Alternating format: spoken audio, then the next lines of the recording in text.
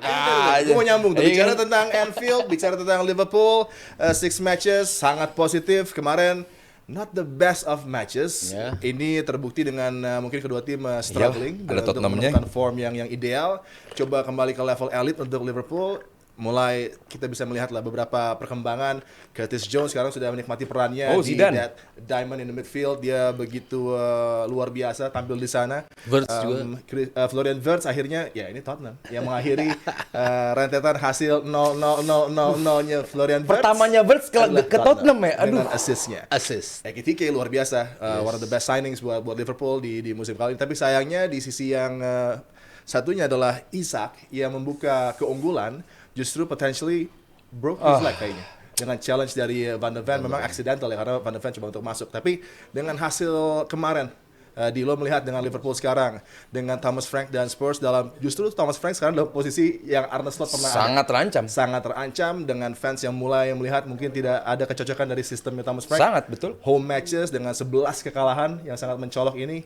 Apa yang terjadi dengan Spurs dan bagaimana lo lihat Liverpool yang sekarang sudah mulai sepertinya kapalnya mulai nggak terlalu oleng lagi. Ya gue bahas yang penting dulu ya, which is Liverpool.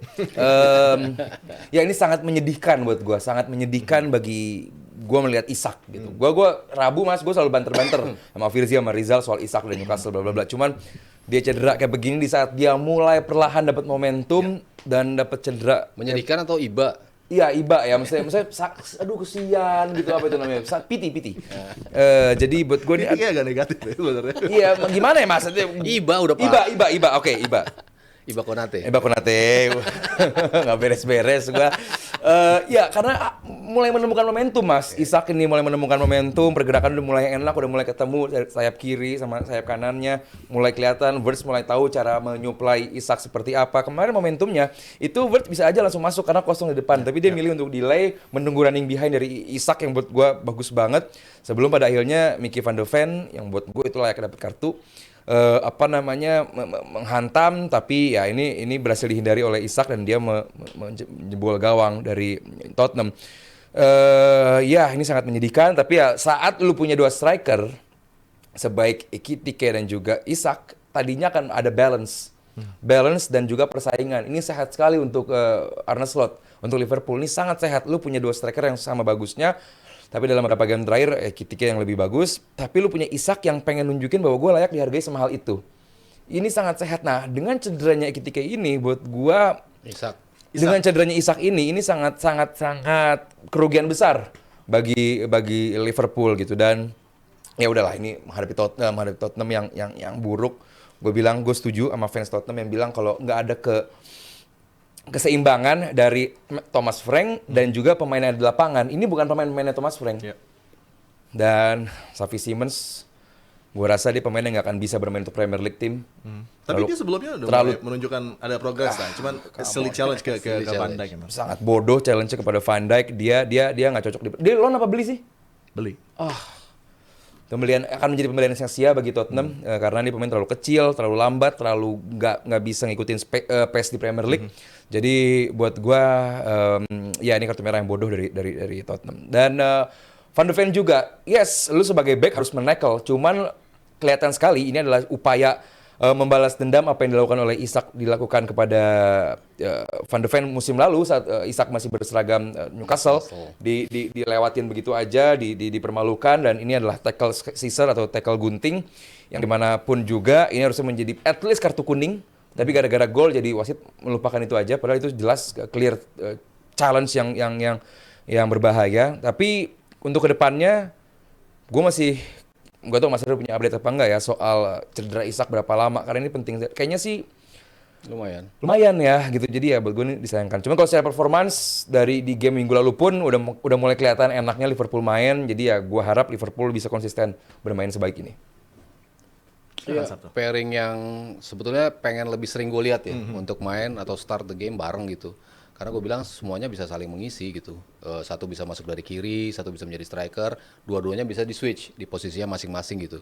Tinggal gimana yang lain menyesuaikan dengan ritme mereka gitu kan. Dan eventually mereka akan menemukan ritmenya. Isak akan menemukan ritmenya ketika para pemain udah tahu, oh dia suka bola kayak apa. Itu kan apa yang terjadi pada golnya dia itu.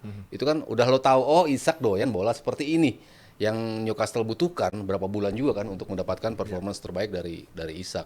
Bird sudah mulai tahu nih, oh dia doyan bola-bola seperti ini, dan itu ya golnya Isak banget gitu ya, through ball seperti itu, one on one gol, dan itu gue pikir bakal start menjadi awal dari dia secara reguler mencetak gol gitu. Tapi ya sayang ada lagi hambatan ketika dia harus mengalami cedera sehingga ribet lagi nih urusan di lini depan. Lo punya Ekitike, si Gakpo juga ngalamin cedera juga, Salah juga masih away, sehingga opsi lo semakin terbatas gitu di lini depan. Ketika lo sudah mulai perlahan-lahan menyimbangkan kapal itu, tapi ya materi lo secara perlahan-lahan juga makin terkikis. Jadi ya sulit ya untuk melihat konsistensi ini bisa nggak ya dihadirkan lagi oleh Arne Slot. Paling tidak pertanyaan gue terhadap lo, bisa nggak sih memanage ini tim dengan krisis yang lo hadapi dengan begitu besar, lama-lama perlahan-lahan dia mulai nunjukin itu, dalam tanda kutip menyingkirkan Salah ternyata menjadi sisi positif in way buat dia, sehingga dia dapat backup dari para pemain dan juga nunjukin bahwa dia bisa menstabilkan tim ini gitu. Tapi ya ketika datang lagi nih krisis berupa pemain penting yang cedera nih, nah itu bisa nggak nih lo balikin? Apakah Chiesa menjadi momentum untuk dia bisa mendapatkan posisi? Tapi kan nggak ada pilihan lagi di. Kalau nggak ada pilihan kenapa di menit 90 plus? Kenapa nggak coba menit 70-an? Itu juga dimainin biar si Liverpool nggak dapat kartu merah. Ujung-ujungnya di atas ditaruh Curtis Jones nanti. Itu kan bukan nggak mungkin. Iya, bukan nggak mungkin. Benar juga. Itu pilihan yang sering dilakukan oleh Arne Slot yang akhirnya membuat dia akhirnya kesulitan tersendiri gitu ketika dia memilih pemain-pemain yang tidak pada posisi terbaiknya.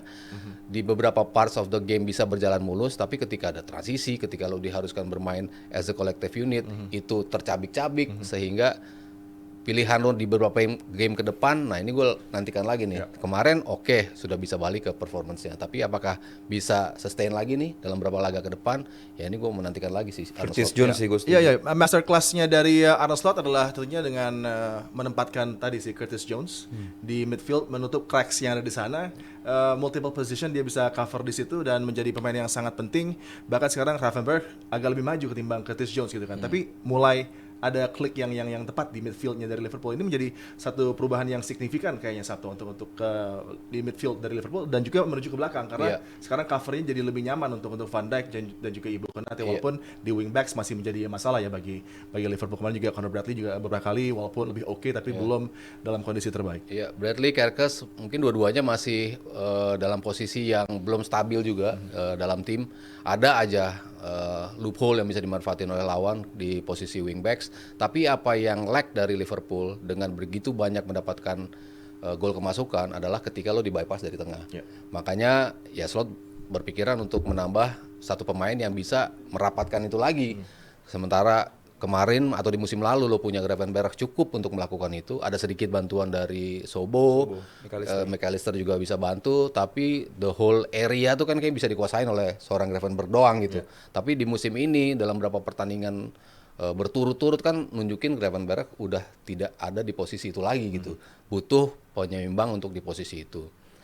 Lack of back kanan mengharuskan Sobo agak turun sehingga di tengah ke depannya hilang juga posisinya. Makanya ketika masuk Curtis Jones di posisi itu, ya itu mereka bisa menutup di mana yang menjadi aliran bola dari lawan yang begitu cepat sehingga menghasilkan gol ke Liverpool. In a way, mungkin gue nggak terlalu suka Curtis Jones as a pemain yang kualitasnya sama Sobo gitu, tapi beberapa games dia bisa nunjukin quality yang memang diharuskan untuk berseragam Liverpool. Untuk saat ini ya dia menjadi elemen yang cukup penting ya, terutama untuk mengcover lini tengah itu.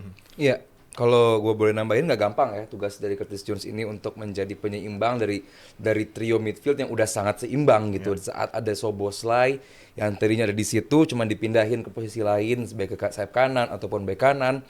Ini tentu akan menjadi tugas berat juga bagi siapapun yang menggantikannya gitu. Bukan menggantikan sebagai apple to apple, tapi di saat lo menggantikan posisi dari Szoboszlai, bisa jadi Gravenberch yang maju, dia stay di situ. Bahkan di game minggu lalu kalau nggak salah, dia ada di orang paling belakang loh, dan dia sangat santai untuk dia melakukan trik di belakang, bola lagi jalan, dan ini sangat santai banget sampai ada disebut Zidane juga kan dari lini belakang karena dia bagus banget, tenang banget, dan sekarang yang apa dimiliki oleh Curtis Jones adalah kepercayaan diri. Saat ada pemain yang secara tadi Mas Ari gue bilang bahwa iya dia gua nggak suka sebagai dia diimbangkan dengan Szoboszlai, cuman kepercayaan diri ini anak lagi bagus-bagusnya, ini bisa menjadi modal berharga bagi Liverpool dan juga Arne Slot gitu. Lu dimainin di sayap kiri bagus, di sayap kanan juga bagus. Tadi mungkin aja yang digantikan menggantikan Salah mungkin aja Curtis Jones gitu. Itu sangat sangat mungkin kejadian karena dia bermain dengan kepercayaan diri tinggi, bermain dengan link up dengan siapapun sama baiknya, dan dia sekarang menjadi pemain yang punya ketenangan. Ini yang dalam beberapa game terakhir hilang di Liverpool. Panik megang bola, dan Van Dijk pun babak pertama aneh banget loh, gampang banget kehilangan bola. Ini buat gue hal yang jarang sekali gue lihat dari Van Dijk, pemain yang biasanya bagus tapi semalam kok gampang banget salah passing gitu. Ada apa? Mungkin di press atau apa. Jadi ya gue sih pengen lihat Chiesa bermain lebih reguler. Gua nggak tahu ya Italia sama Belanda ada masalah apa.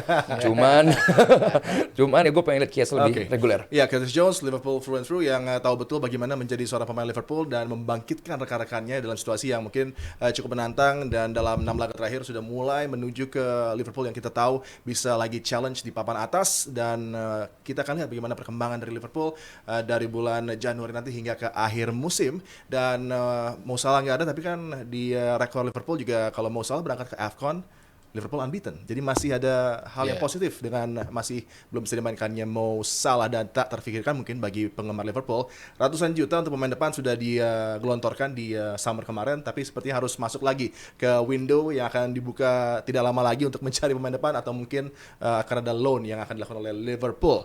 Dan kita akan menuju ke Manchester United yang takluk dari Aston Villa. 10 kemenangan berturut-turut bagi Aston Villa. Mereka terbang tinggi dan melihat momentum yang mereka bawa Sabto. Ini adalah tim yang mungkin paling berbahaya, yang bahkan bisa men-challenge Arsenal dan City hingga mungkin ke akhir musim. Iya, tim yang pelatihnya tahu betul ya karakter setiap pemain, karakter starting 11-nya, karakter siapa yang harus gue ganti di momen keberapa. Itu kan know-how-nya Unai Emery udah tahu banget gitu.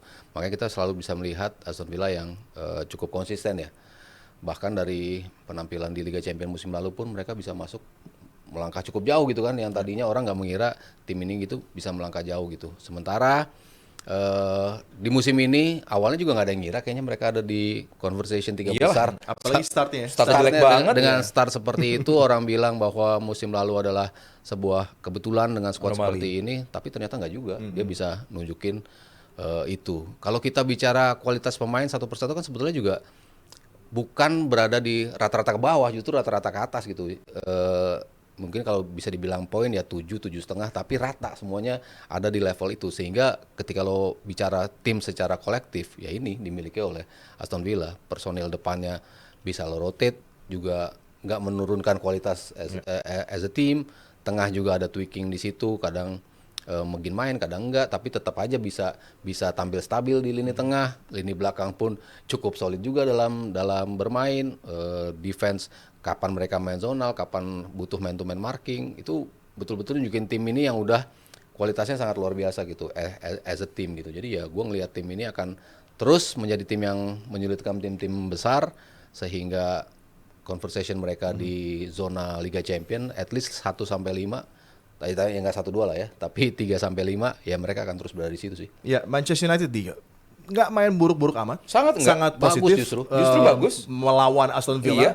Cedera dari Bruno Fernandes memberikan juga pengaruh, tapi tentunya Matheus Cunha punya peluang luar biasa. Headernya sayang meleset tipis. Dikit itu bisa merubah juga alur pertandingan. Ketidakberuntungan bagi Manchester United terus mengikuti mereka. Iya, minggu lalu gue udah bilang kan bahwa MU lagi bagus secara performa. Buta kalau kita bilang nggak ada improvement dari MU dalam beberapa game terakhir, karena emang bagus. Cuman kalau menghadapi Villa, gue udah bilang nggak akan menang mereka. Villa terlalu bagus, terlalu kuat untuk mereka. Tapi gue nggak melihat bahwa loh kalahnya setipis ini, marginnya setipis ini gitu loh. Bahwa bahkan ada peluang justru MU bisa seri ini di game kalau tadi Sikunya headernya aman. Dan ingat juga mereka kehilangan beberapa pemain loh di belakang. Maguire, De Ligt nggak ada, Ahmad nggak ada, Guemo nggak ada, Casemiro nggak ada, banyak banget yang absen. Tapi ditambah Bruno di akhir babak pertama harus cabut juga. Tapi dengan absennya banyak pemain seperti itu masih bisa perform sebaik itu. Buat gue sih justru ini kekalahan, iya kalah, cuma bukan kekalahan yang layak untuk mendapatkan cemoohan di ranah sosial media ya. Ini justru kalau gue jadi fans MU sih gue pede, gue optimis bahwa oke, ini tim udah mulai kelihatan mau dibawa kemana gitu, udah mulai kelihatan apa yang dipengenin sama Amorim. Pemain udah mulai paham, ternyata butuh waktu beberapa bulan untuk bisa bermain seperti ini. Masalahnya ini udah mulai konsisten, udah mulai dalam 3-4 game terakhir, 2-3 game terakhir udah mulai kayak begini mainnya, udah mulai oke, berarti main kayak begini, berarti udah mulai cukup bagus gitu. Nah, Januari ini akan menjadi kunci. Mereka harus masuk ke market lagi. Mereka harus paling nggak loan. Next game ada yang bilang kemarin mungkin Lisandro akan jadi midfield karena tanpa dia akan bisa menjadi tambahan kekuatan di midfield juga. Pemain kayak Yoro, pemain kayak Heaven ternyata cukup bagus, bukan yang jelek juga. Kemarin United kalah lewat 2 situasi yang kurang lebih sama percis. Iya, Rodgers ya. Rodgers and Euro. Gue nggak ngerti apakah United tidak mempelajari pergerakan Rodgers musim ini. Nggak mungkin padahal ya. Nggak mungkin padahal, karena Rodgers melakukan ini bukan sekali 2 kali musim ini. Ini seperti trademark gerakan dari Rodgers. Udah emang kayak begini nih mainannya, cutting inside, shot curling gitu, belok gitu. Ini udah gerakan dia banget. Cuman cara United menutup pergerakan dari Rodgers ini yang buat gue sangat amat disayangkan gitu, karena lu udah bermain hampir 90 menit, hampir bermain bagus, cuman gara-gara 1-2 momen, ya ini sepak bola emang, it's all about momentum, cuman gara-gara 2 momentum ini, di mana gol kedua berawal dari Dalo yang gagal menempel crossing dari Aston Villa sampai akhirnya ke tengah, halawannya juga jelek, bola kedua, second ball-nya dimanfaatkan dengan baik oleh Aston Villa sampai pada akhirnya jadi gol. Ya ini yang membuat United kehilangan poin gitu. Padahal kalau gue bilang selama 90 menit, gue nggak bilang MU layak untuk ditertawakan sih, cukup oke. Ya, berapa result buat United termasuk di home menghadapi West Ham juga gagal meraih kemenangan.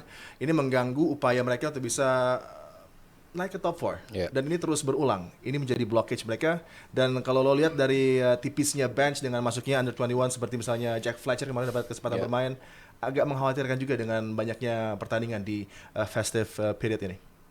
Iya, mengkhawatirkan dari sisi personel ya, tapi dari sisi how they play, gue bilang keren sih.